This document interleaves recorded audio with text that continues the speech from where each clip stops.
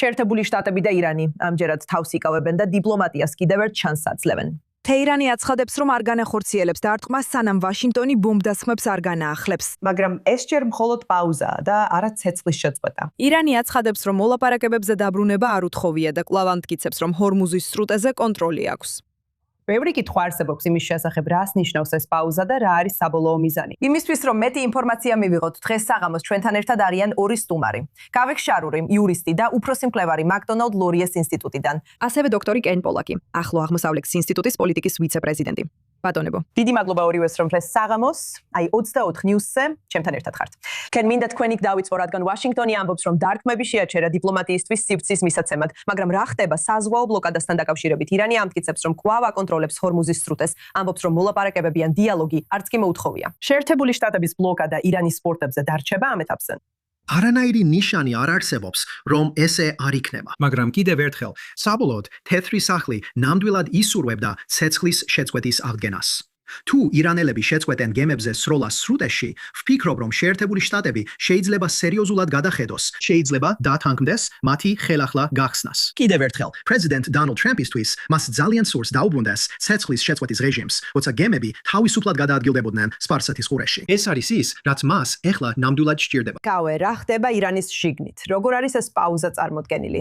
ამტკიცებს თუ არა რეჟიმი, რომ მან აიძულა შეერთებული შტატები უკან დაეხია? თუ არის ასევე გარკვეული შვება, რომ ამ ეტაპზე თავდასწრები შეჩერდა. სასიამოვნოა თქვენთან საუბარი. ვფიქრობ, ორივე ერთად არის. ირანის რეჟიმი ამას ქვეყნის შიგნით ისე წარმოაჩენს, თითქოს ირანის ძალების კიდევ ერთი ძალის დემონსტრაცია იღებოს.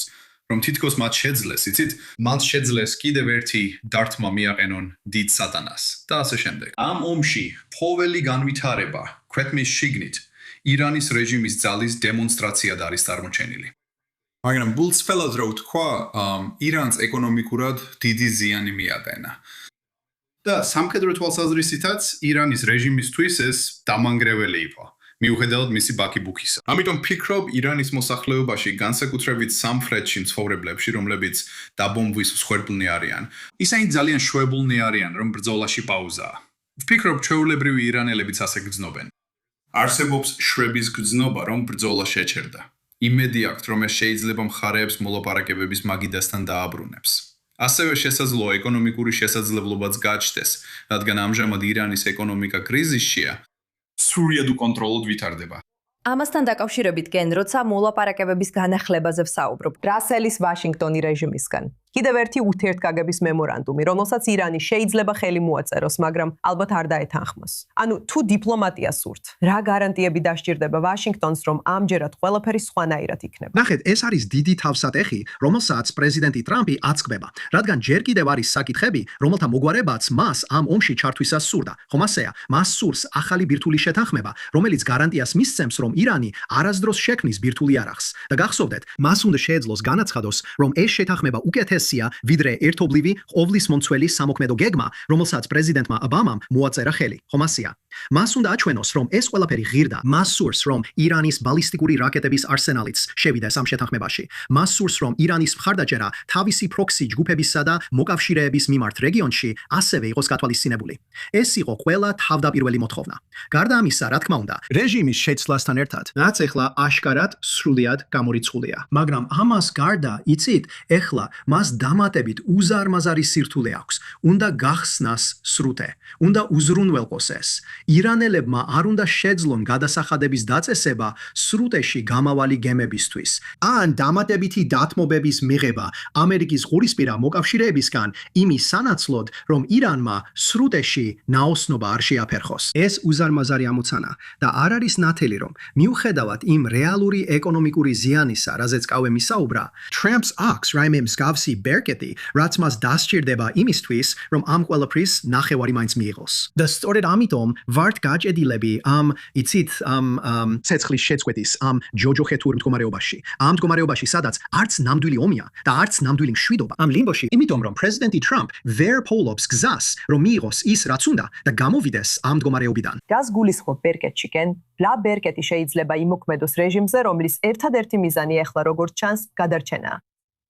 Ho, ანუ შენ ქონდა იცი ეს ყვა ქავესაც დაუსვი, მაგრამ ვფიქრობ ყველამ დავინახეთ რომ ეს ძალიან რთული იქნება, რადგან ეს არის რეჟიმი, რომელმაც ჯერჯერობით სულ მცირე და ამტკიცა რომ იმუნურია იმ ტიპის ზეწოლაზე, რომელსაც შეერთებული შტატები ახორციელებს. ეს არის პრეზიდენტ ტრამპის იმედგაცრუების წყარო, რადგან ის მუდმივად ცდილობს მათ ამ სფეროებში ზეწოლა მოახდინოს, იმ იმედით რომ ისინი დათანხმდებიან მის მოთხოვნებს. და მან ჯერჯერობით მსგავსი ვერაფერი მოახერხა. კავე, გინდა ამაზე გააგრძელო. არის თუ არა რაიმე ნიშანი იმისა, თუ რა მუშაობს რეალურად რეჟიმზე ზეწოლის მიზნით და ჯერჯერობით რა არ მუშაობს. ისინი ტრადიციულად მე ვიფიქრებდი რომ სამხედრო ძალა არის ერთადერთი რაც რეჟიმზე მუშაობს. მაგრამ გულწრფელად რო ვთქვა იმის გათვალისწინებით თუ როგორ აკონტროლებდნენ ისინი სრუტეებს და ფაქტის გათვალისწინებით რომ შეერთებულმა შტატებმა და ისრაელმა ვერ შეძლეს ირანის სამხედრო ძალის დაძლევა, რთულია თქმა. მე სრულად ვეთანხმები დოქტორ პოლოქს.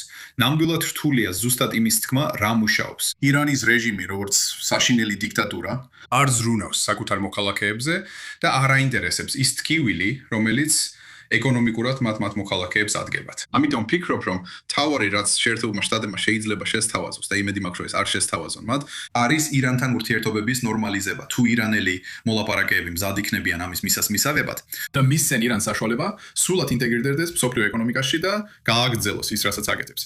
რა თქმა უნდა, ეს სერიოზულ პრობლემას უქმნის შეერთებულ შტატებს და ეგზისტენციალურ პრობლემას უქმნის ისრაელს. ასე რომ მართლა ვერ ვხედავ რა ბერკეტები აქვს, რითაც პრეზიდენტი ტრამპი შეძლებს მუშაობას. ეს ძალიან რთული სიტუაცია, რომელიც პრეზიდენტმა ტრამპმა თვითონ შექმნა თავისთვის.